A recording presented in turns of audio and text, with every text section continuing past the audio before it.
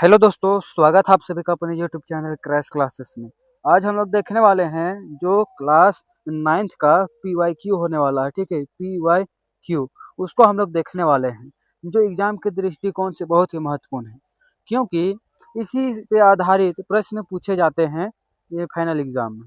ठीक है, इसलिए हम लोग को PYQ भी देखना बहुत ही ज़रूरी है। ठीक है, चलिए हम लोग इसे स्टार्ट करते हैं। PYQ में सबसे पहले क्या आता है कि सबसे पहला प्रश्न पूछा है कि निम्नलिखित गद्यांश को ध्यानपूर्वक पढ़कर दिए गए प्रश्न का विकल्प चयन करें। ठीक है, यानी कि दिया हुआ है गद्यांश, दिया हुआ है, इसको पढ़कर नीचे उत्तर देना है। चलिए हम लोग पढ़ते हैं गद्यांश। क्या है कि आज के युग में कंप्यूटर का आविष्कार एक वरदान की तरह हुआ है। कंप्यूटर दुनिया के जटिल से जटिल और श्रमसाध्य कार्यों को चुटकी बजाते ही हल कर देता है। कंप्यूटर भविष्यवाणी तक कर सकता है, मनोरंजन कर सकता है तथा दुनिया की किसी भी जानकारी को पकड़ सकता है। कंप्यूटर सूचनाओं को मन मस्तिष्क से अधिक तीव्र गति से विश्लेषित कर सकता है। कंप्यूटर ही संचार है के क्षेत्र में आई क्रांति का वास्तविक कारण माना जा सकता है। यह एक ऐसा इलेक्ट्रॉनिक उपकरण है जिसमें सूचनाओं का चुंबकीय भरा जाता है। इसमें चिप पर कार्यक्रम तैयार किए जाते हैं। चिप आदमी के नाखून के बराबर होता है। इस पर पैकेज तैयार होते हैं जिसके माध्यम से कंप्यूटर कार्य करता है। ठीक है, कंप्यूटर में टेलीविजन की तरह ही एक स्क्रीन होता है जिससे जुड़ा हार्डवेयर होता है।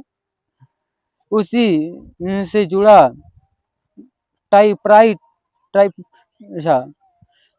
टाइपराइटर इसकी तरह ही अंकित अक्षरों वाला एक उपकरण होता है जिसे कंप्यूटर की मेमोरी में सूचनाओं को सुरक्षित रखा जाता है। इसमें एक प्रिंटर भी होता है जिसके द्वारा सूचनाओं को मुद्रित किया जाता है। ठीक है, इसमें इतने सारे कंप्यूटर में होते हैं। ठीक है, पहला प्रश्न क्या पूछा है कि कंप्यूटर का आविष्कार आज के युग के लिए हुआ है, तो किसके लिए हुआ है? तो वरदान के रूप में हुआ है। ठीक है, यानी कि एक का उत्तर हो जाएगा आपका सी नंबर। आगे देखते हैं हम लोग क्या है। 2 नंबर प्रश्न पूछा है कि कंप्यूटर में टेलीविजन की तरह क्या होता है। टेलीविजन की तरह क्या होता है कंप्यूटर में, तो हम लोग जानते हैं जो होता है क्या है। हाँ, टेलीविजन की तरह आपका हो जाता है स्क्रीन। आगे देखते हैं हम लोग क्या है। 3 नंबर प्रश्न, श्रम साध्य का अर्थ है। श्रम साध्य का क्या अर्थ है? श्रम साध्य का अर्थ हम लोग जानते हैं क्या है, आराम। आगे देखते हैं 4 नंबर प्रश्न बोला है क्या, चिप का आविष्कार कितना बड़ा होता है। चिप का आविष्कार कितना बड़ा होता है? तो आदमी के नाखून के बराबर। ठीक है, 4 का सी। 5 नंबर देखते हैं हम लोग क्या है, कंप्यूटर की मेमोरी में किसको सुरक्षित रखा जाता है? तो सूचनाओं को सुरक्षित रखा जाता है। ठीक है, आगे देखते हैं हम लोग क्या है कि प्रस्तुत काव्यांश को ध्यानपूर्वक पढ़कर दिए गए प्रश्न का सही विकल्प का चयन करें। ठीक है, आगे बोला क्या है, यह काव्यांश से पूर्व चलने का बटोही। अच्छा, पूर्व चलने के बटोही बाट की पहचान कर ले, पुस्तक में है नहीं छापी गई इसकी कहानी। हाल इसका ज्ञात होता है ना तो और की जुबानी। अनगिनत राही गए उस राह से उसका पता क्या, पर गए कुछ लोग इस पर छोड़ पैरों की निशानी। यह निशानी मुख होकर भी बहुत कुछ बोलती। आगे देखते हैं हम लोग क्या है कि खोल इसका अर्थ पंथी, पंथ का अनुमान कर ले, पूर्व चलने के बटोही बाट की पहचान कर ले। यह बुरा है या कि अच्छा, व्यर्थ दिन इस पर बिताना, जब असंभव छोड़ यह पंथ दूसरे पर पग बढ़ाना, तो इसे अच्छा समझना। यात्रा सरल इससे बनेगी। सोच मत केवल तुझे ही यह पढ़ मन में बिठाना। हर सफल पंथी यह विश्वास कर इस पर खड़ा है, पूर्व चलने के बटोही, बाट की पहचान कर ले। ठीक है, बहुत ही खतरनाक था यह काव्यांश।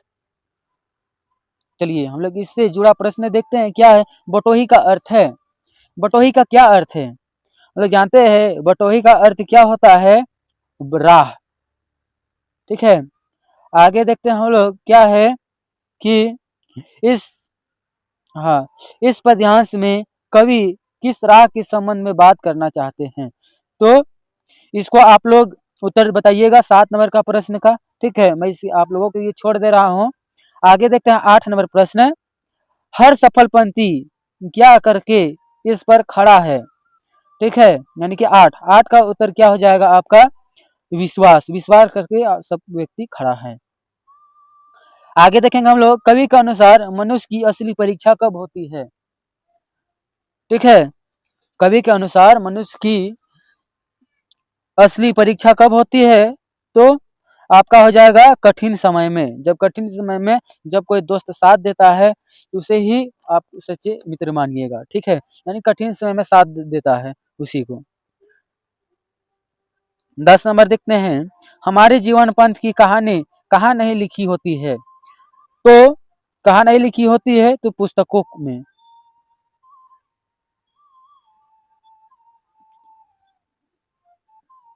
आगे देखते हैं हम लोग क्या है कि 10 नंबर हो गया था। व्याकरण से दिया गया प्रश्न है कि महाराजा शब्द का सही वर्ण विच्छेद क्या होगा। महाराजा शब्द का सही वर्ण विच्छेद क्या हो जाएगा, मह प्लस अ प्लस आ र प्लस जा, यानी कि ऑप्शन नंबर पहला। ठीक है, ये आप लोगों का हो जाएगा। 12 में देखेंगे, क्या देखेंगे कि निम्नलिखित में रेप संबंधित सही है। रेप संबंधी सही है, तो 12 का हो जाएगा क्या आपका उत्तर, दुर्गा। ठीक है, इस प्रकार से ये आपका सही उत्तर हो जाएगा। आगे देखेंगे हम लोग क्या है कि किसी व्यंजक अक्षर के नीचे लगाए जाने वाले बिंदु को क्या कहते हैं। ठीक है, क्या कहते हैं, तो इसका उत्तर हो जाएगा आपका ऑप्शन नंबर सी, नुक्ता। चलिए आगे देखेंगे हम लोग क्या है, साक्षरता वरदान है, रेखांकी शब्द का विलोम है। 14 का आंसर क्या हो जाएगा आपका, ऑप्शन नंबर डी, निरक्षरता। ठीक है, 15 देखेंगे, उपस्थित शब्द में कौन सा उपसर्ग प्रयुक्त हुआ है। ठीक है, 15 का आपका हो जाएगा ऑप्शन नंबर डी। ठीक है, आगे देखते हैं हम लोग क्या है, प्रत्येक हाँ प्रत्यय का प्रयोग होता है। प्रत्यय का प्रयोग कब होता है। ठीक है, प्रत्यय आप लोग जान लीजिए, प्रत्यय का प्रयोग आपका शब्द का आरंभ में होता है। ठीक है, और जब बोल दिया प्रत्यय के बाद क्या होता है, अच्छा हमको याद नहीं आ रहा है, आप लोगों को याद आ रहा होगा तो बताइएगा। ठीक है, अच्छा प्रत्यय और उपसर्ग याद आ गया, क्या उपसर्ग, जो शब्द के बाद में आता है इसका उपयोग होता है। ठीक है, 17 का देखते हैं हम लोग क्या है कि नदी शब्द का पर्यायवाची शब्द है। ठीक है, नदी का पर्यायवाची शब्द क्या है, तो आपका हो जाएगा नदी। नदी को हम लोग बोलते हैं सरिता भी बोलते हैं। ठीक है, आगे देखते हैं हम लोग क्या है, गंगा जल किस प्रकार का समास है। गंगा जल किस प्रकार का समास है, तो आपका हो जाएगा ऑप्शन नंबर सी, तत्पुरुष। आगे देखते हैं हम लोग क्या है, कलेजे पर सांप लौटना मुहावरे का सही अर्थ है। 19 का आपका हो जाएगा ऑप्शन नंबर बी। ठीक है, ईर्षा से जलना। आगे क्या है कि हाँ नीचे दिए गए रिक्त स्थान को सही विकल्प द्वारा भरें। ठीक है, देखते हैं हम लोग क्या है सेवा में। 20 नंबर का भरना है प्रधान डाकघर सिमडेगा।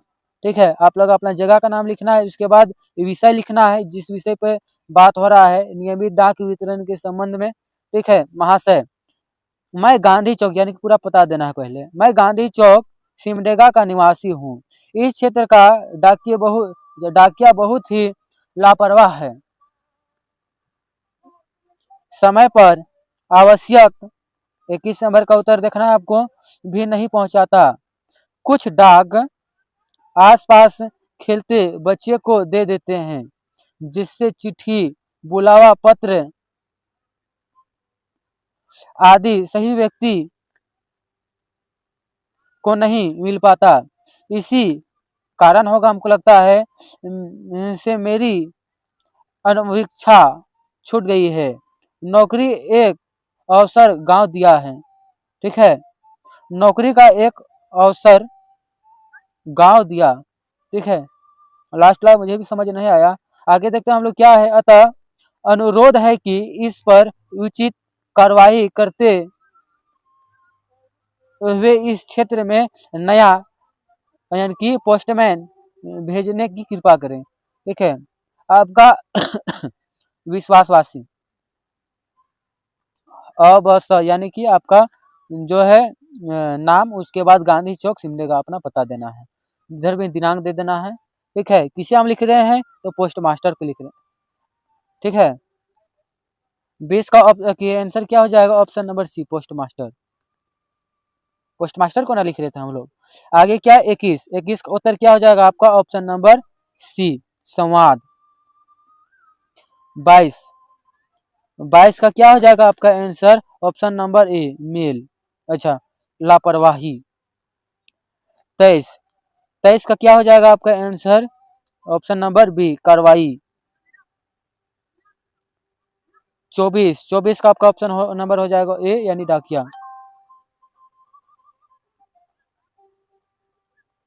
आगे फिर दिया हुआ है गद्यांश। ठीक है, गद्यांश को ध्यान पूर्वक पढ़ना है, फिर उत्तर मारना है। चलिए हम लोग पढ़ते हैं। क्या यह 25 से 30 तक का इसी गद्यांश से प्रश्न पूछे जाएंगे, आपको उसमें उत्तर देना है। प्रस्तुत गद्यांश को पढ़कर दिए गए प्रश्न के उत्तर के लिए सही विकल्प का चयन करें। ठीक है, मनुष्य की पोशाकें उन्हें विभिन्न श्रेणियों में बांट देती है। प्रातः पोशाक ही समाज में मनुष्य का अधिकार है और इसका दर्जा निश्चित करती है। वह हमारे लिए अत्यंत बंद दरवाजे खोल देती है, परंतु कभी ऐसा भी परिस्थिति आ जाती है कि हम जरा नीचे झुककर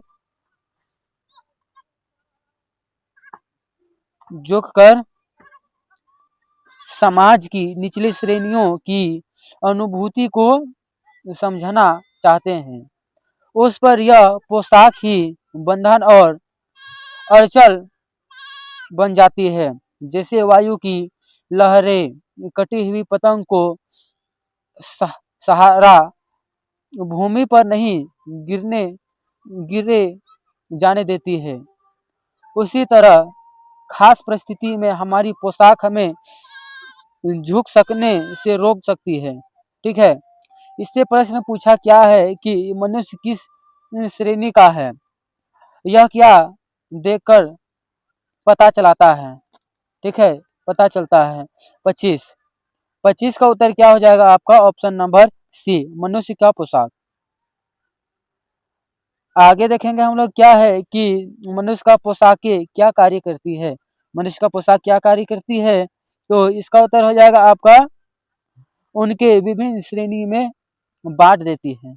ठीक है, कपड़े पहचान कर हम उसे जान सकते हैं कि यह मुस्लिम है, हिंदू है, सिख है, ईसाई है। ठीक है, पोशाक यानी कि कपड़ा। आगे देखते हैं हम लोग क्या है कि पोशाक की तुलना किससे की गई है।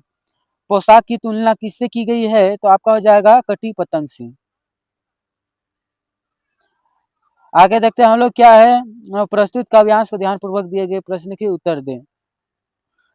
ठीक है, हम लोग काव्यांश पढ़ते हैं। अब कैसा टूट राम ना रह लागी, प्रभु जी तुम चंदन हम पानी, जाकी अंग अंग बस समानी।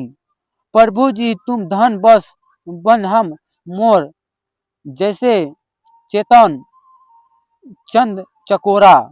प्रभु जी तुम दीपक हम बाती, जाकी ज्योति बर दिन राती। ठीक है, इस प्रकार से जो काव्यांश था वह देख लिया हम लोग। इसका हम लोग प्रश्न जो दिया है उसे हम लोग देखते हैं।